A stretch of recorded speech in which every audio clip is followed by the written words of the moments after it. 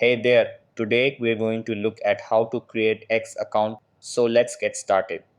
Once inside, you can either continue with Google or Apple or tap create account to sign up without linking another account. Then enter your name, phone number or email and date of birth. If you want to use an email instead of a phone number, tap use email instead.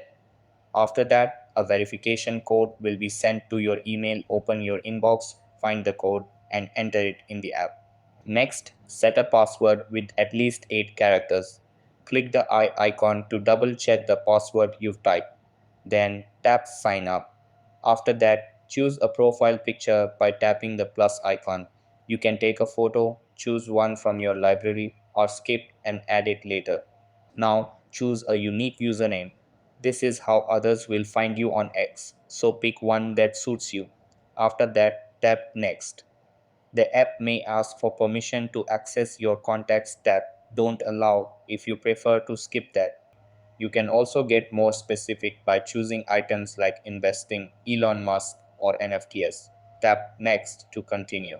Finally, X will show you some accounts to follow. You can follow any you like. For example, tap follow on Elon's account, then click next. You're now inside your new X account and ready to start using it.